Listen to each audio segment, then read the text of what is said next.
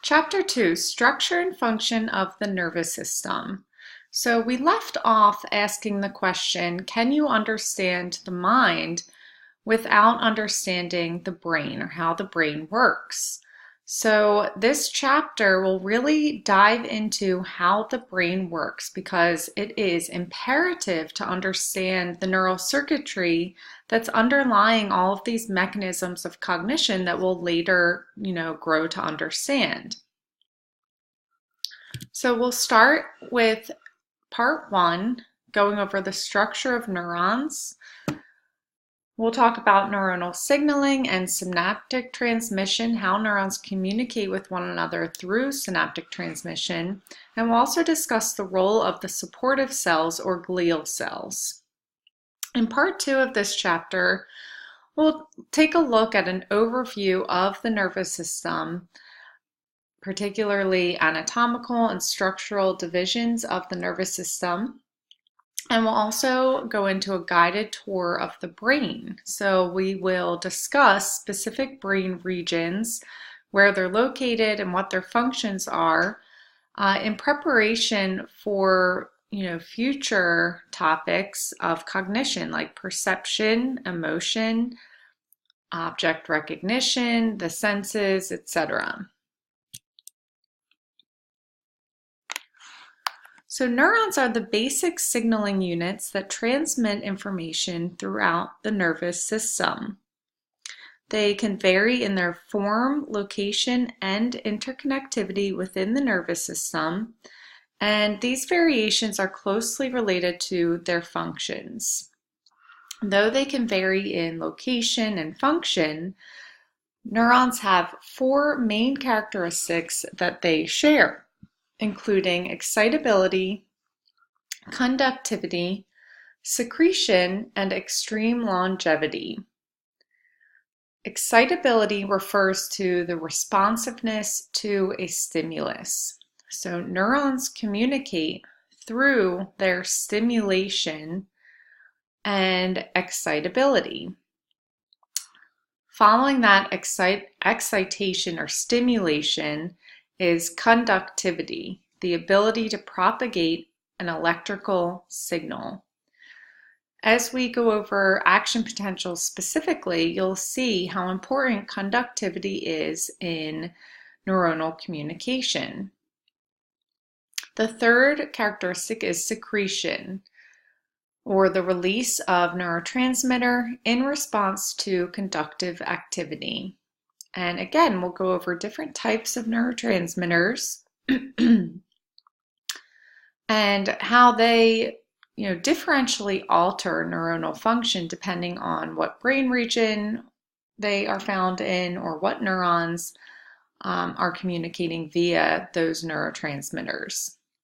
And then lastly is a unique characteristic to neurons, which is extreme longevity.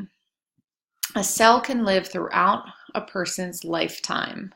So that means that the neurons that you are born with will persist over the duration of the lifetime, which again is unique to neurons. Most other cells, particularly cells of the skin, are regenerative, such that they're constantly producing new cells in order to maintain the overall general health of that organ system. Next, let's discuss the parts of a neuron. So you can see there are four main parts depicted here. And in the image to the right, you can see two neurons connected and communicating with one another, whereas we would refer to this first neuron as the presynaptic neuron and the second neuron as the postsynaptic neuron, meaning that these two communicate and connect at the level of the synapse between the axonal ends of the presynaptic neuron and the dendritic branches or cell body of the postsynaptic neuron. So the first part we will go over is the cell body, also known as the soma. So within this cell body, you'll see a number of organelles that are important for neuronal function. What stands out the most is the nucleus, which contains the nucleolus and the chromosomal genetic information. Also within the soma are organelles that are important in protein formation, like the endoplasmic reticulum, ribosomes, and Golgi apparatus. So we mentioned in the last chapter the Nissl staining. This procedure is accomplished through the staining of ribosomal RNA, actually. So, the cell body of a neuron is abundant with ribosomes because of the great need for protein formation within neurons. And this helps in that staining procedure. Also within the cell body are other organelles like mitochondria, which are majorly important in energy production or ATP production within the cell. Again, branching off from the cell body are the dendrites, which are these branches that will receive incoming signals from other neurons. So they receive input and transfer that input to the cell body. On the other end here, we have one long axon emanating from the cell body from an area called the axon hillock. So this is where the propagation of an action potential will occur once a neuron is stimulated. You'll notice surrounding the axon is what we call a myelin sheath. So this is white in appearance, it's high in lipid content, and that myelin helps with insulation of the axon, which aids in the conductivity and the spread of electrical transmission through the axon, spreading that signal to the axonal ends. Also found within the neuron is the cytoskeleton. This is composed of microfilaments, intermediate filaments, and microtubules, which are all formed from protein filaments and really help in forming the structure and support of a neuron, and also aid in the movement of organelles and proteins throughout the cell to, areas where they are most needed. Okay, so we've got the cell body, the dendrites, which receive incoming signals, the long axon surrounded by a myelin sheath to allow for action potential propagation, and keeping the structural support of the entire neuron is the cytoskeleton. Neuronal signaling, as we mentioned, involves the receipt, evaluation, and transmission of information throughout all of those parts of the dendrites, the cell body, and the axon. The transfer of information can occur between a neuron and an effector, which can be another neuron, a type of muscle, either skeletal muscle, smooth muscle, or cardiac muscle, or glands to influence glandular secretion. Again, this transmission occurs beginning with the dendrites and the cell body through the axon and ends at the synapses. So information within a cell is electrical in nature. And by that we mean that it involves the movement of ions across the membrane. Ions of major importance are sodium and potassium in generating the membrane potential and allowing for a neuron to be stimulated. Information between neurons or other cells is chemical in nature. And by that comes in the role of neurotransmitters, which are chemical messengers that are released at the synapses upon neuronal stimulation. So again, we refer to that presynaptic neuron, which when activated will allow for an action potential to propagate down the length of the axon and influence the release of neurotransmitter from the axonal ends. That neurotransmitter can then bind to receptors on the postsynaptic neuronal cell membrane and influence activity of the postsynaptic cell. So we have the cell that's sending information, or the presynaptic cell, and the cell receiving information, which is the postsynaptic cell. Again, there are over 100 billion neurons, and all have unique connections with each other, with other neurons in different areas of the brain. All right, before we get to the action potential, let's talk first about what we refer to as the membrane potential. You may remember from, introductory biology courses, the difference between potential and kinetic energy. Remember, potential energy is stored energy, whereas kinetic energy is energy in motion. So the membrane potential refers to that stored energy of neurons that is available to generate signals or cause the firing of action potentials. These signals are in the form of electricity. Remember, as neurons within a neuron, communication occurs through electrical movement or conductivity. The electrical potential is measured as the difference in the charge or voltage across the membrane.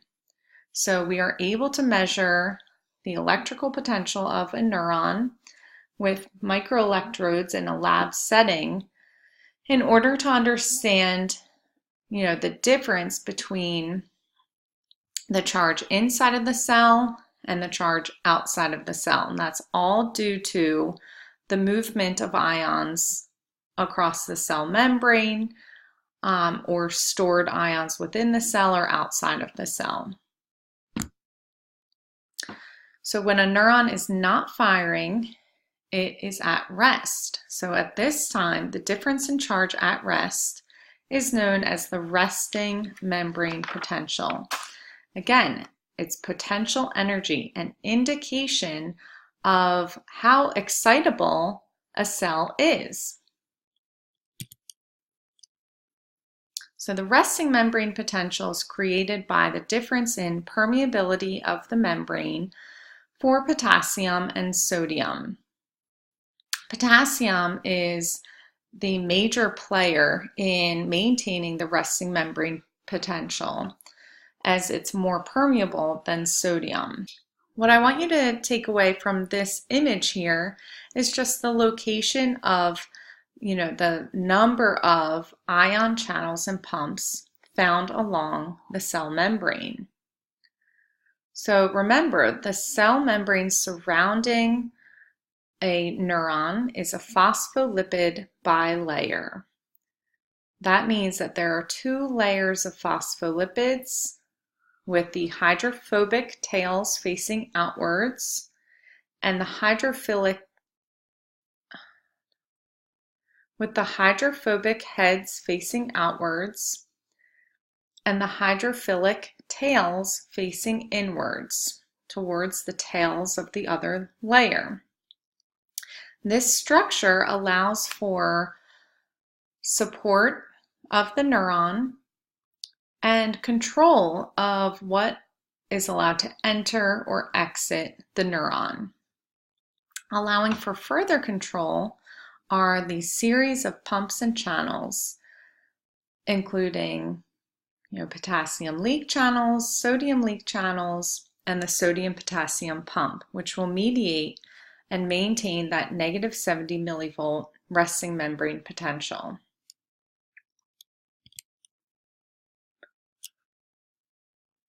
As you can see here further, again, we have the sodium leak channels, the potassium leak channels, meaning that these are passive protein channels.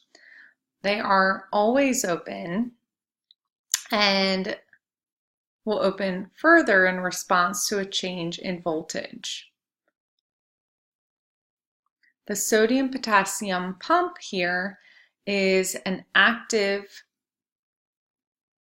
channel which requires energy in the form of ATP in order to move 3 sodium ions to the outside of the cell and 2 potassium ions inside of the cell. So sodium and chloride are higher outside of the cell, whereas potassium is higher inside of the cell. So these potassium leak channels will allow for potassium to flow down its concentration gradient from the area of high concentration inside of the cell to outside of the cell. The sodium ions will again move down their concentration gradient into the cell upon further stimulation through voltage-gated channels. The sodium-potassium pump is important in maintaining those concentration gradients of a high sodium concentration outside of the cell and a high potassium concentration inside of the cell. This provides a closer look at the sodium-potassium pump, where again we have the use of ATP that allows for 3 sodium ions to bind to the pump and be moved out to the extracellular space, and 2 potassium ions to move into the cell. Let's go over some terms before we get to the steps of an action potential. So first is depolarization, where the membrane potential is more positive than it is at rest. This is what occurs when a cell is stimulated enough to allow for an action potential to occur. Hyperpolarization is when the membrane potential is more negative than at rest. Repolarization refers to the membrane potential returning to the baseline value at rest following depolarization of the cell. Conductance refers to how easily the charge moves versus resistance, or how hard it is for a charge to move. And then lastly, permeability refers to how easily an ion can cross the membrane. This figure here depicts a typical trace of an action potential with the various stages labeled. Whereas you have the cell at rest with a resting membrane potential of around negative 70 millivolts. Now, upon stimulation, that resting membrane potential begins to become less negative as graded potentials reach the initial segment and are added together. Once this membrane potential reaches the threshold, an action potential is generated, where there is a depolarization that occurs. Voltage-gated sodium channels open and sodium enters rapidly, allowing for the neuron to become more positive.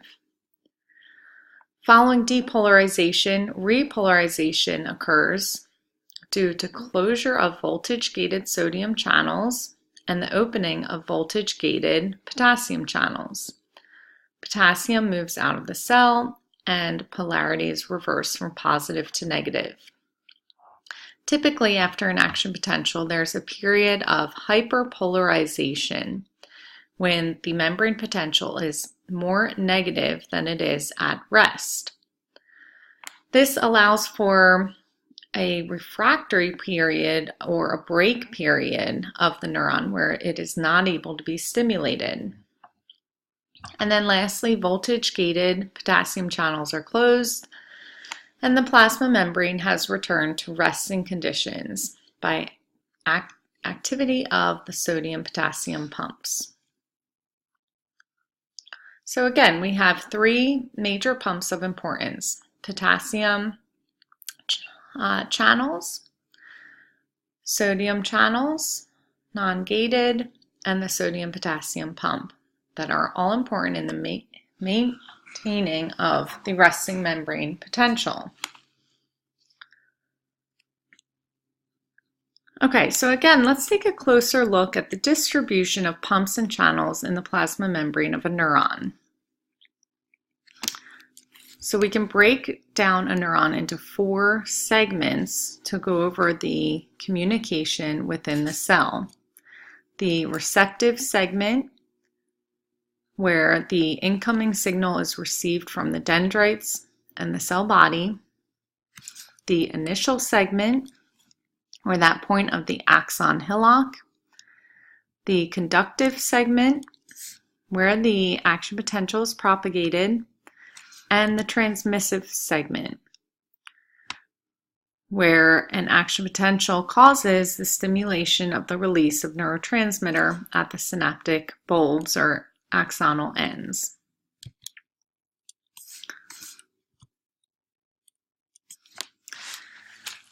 So at the receptive segment, what's important is the establishment of graded potentials, which can either be excitatory, which we refer to as EPSPs, or inhibitory, or IPSPs.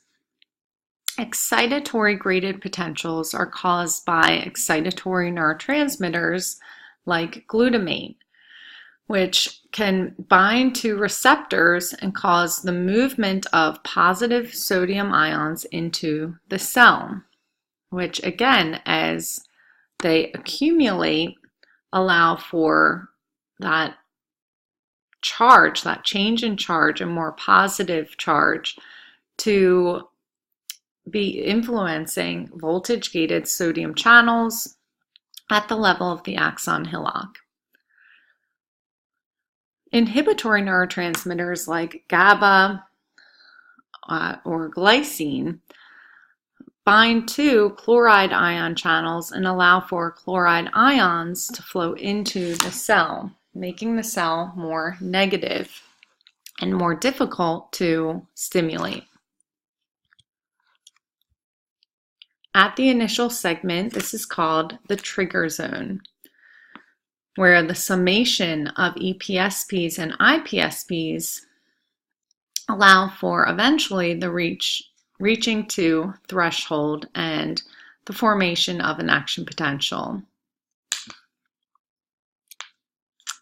Again, that can be either, as we see here, EPSPs that are occurring in 5 different areas on the neuron to allow for spatial summation of EPSP activity and eventual reaching of the threshold, or in one area with temporal summation over time, multiple activations of glutamate receptors allow for the threshold to be reached. At the conductive segment is where the action potential occurs and propagates down the length of the axon. Voltage-gated sodium channels respond to the increase in charge produced by EPSPs and allow for the opening of those channels and sodium to flow into the cell, causing depolarization, causing the cell membrane potential to become more positive so that the cell depolarizes. Following depolarization, potassium channels open and cause repolarization as potassium is traveling out of the cell down its concentration gradient. This occurs as action potentials jump from node to node along the length of the axon.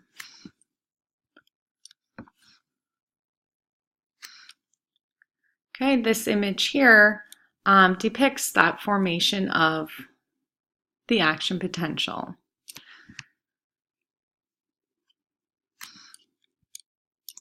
Where again you have the movement of sodium ions into the cell in response to voltage-gated channels opening following stimulation of the cell. So sodium moves down its concentration gradient and allows for the cell to become more positive.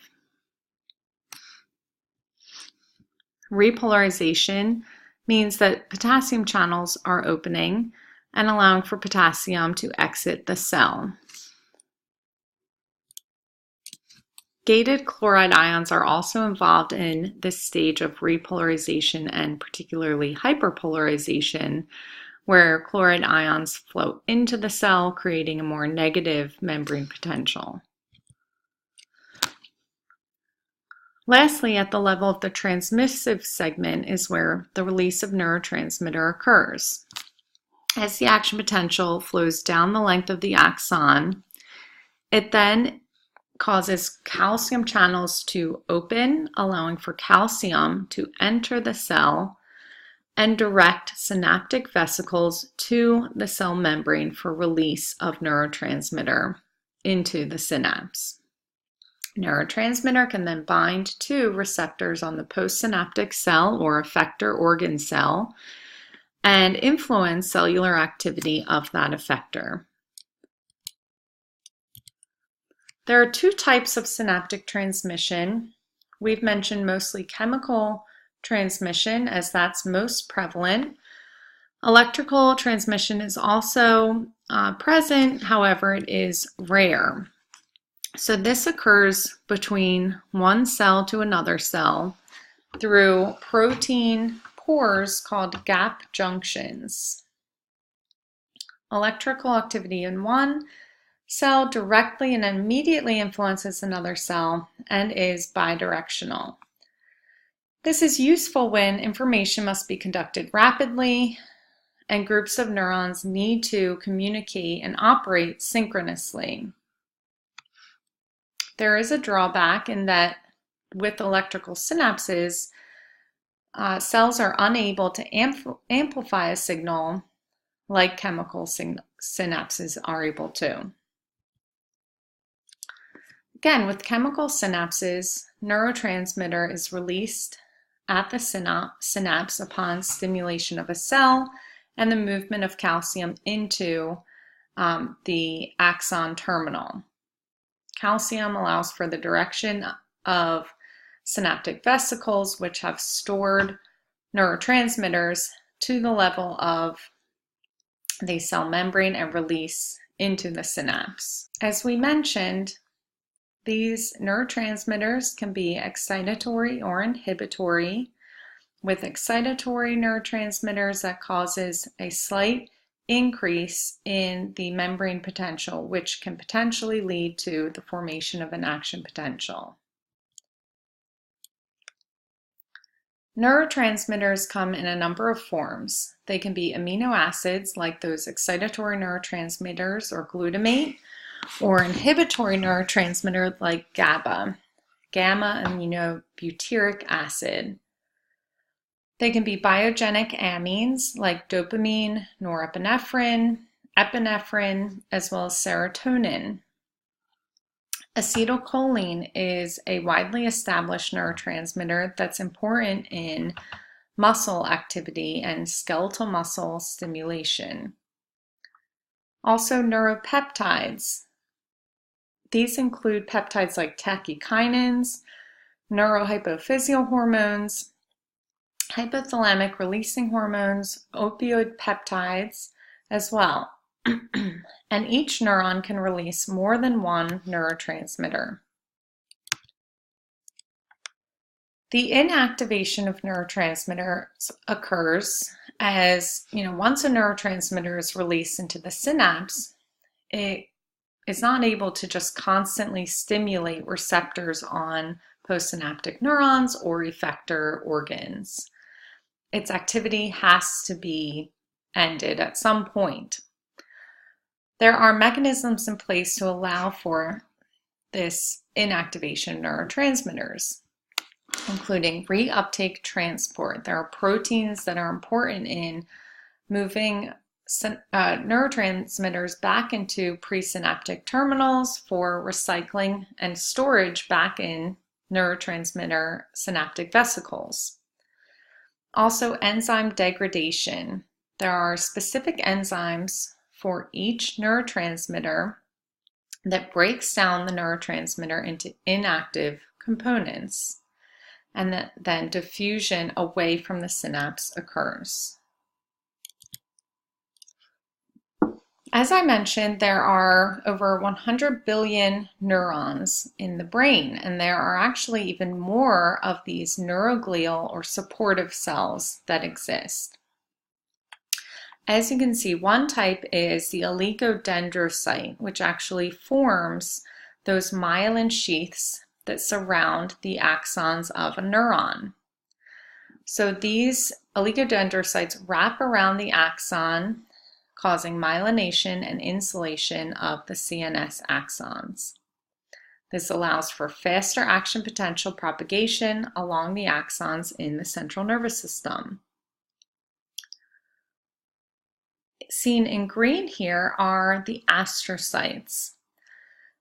Astrocytes help form the blood-brain barrier. As you can see, there are components of astrocytes that wrap directly around blood vessels and control what enters the brain tissue from the bloodstream. They also provide structural support and organization to the brain. Ependymal cells, seen here in pink, are important in the formation of cerebrospinal fluid. As you can see, they line the ventricles of the brain as well as the central canal of the spinal cord.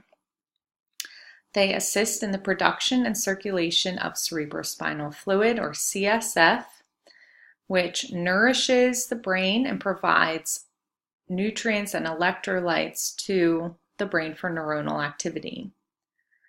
And then lastly, we have microglial cells. These are phagocytic cells that move through the central nervous system. They act in protection by engulfing infectious agents and other potentially harmful substances. In part 2, we'll talk about the brain and the spinal cord as a whole, with major focus on the components of the brain and the important regions that will mediate cognitive abilities in the human.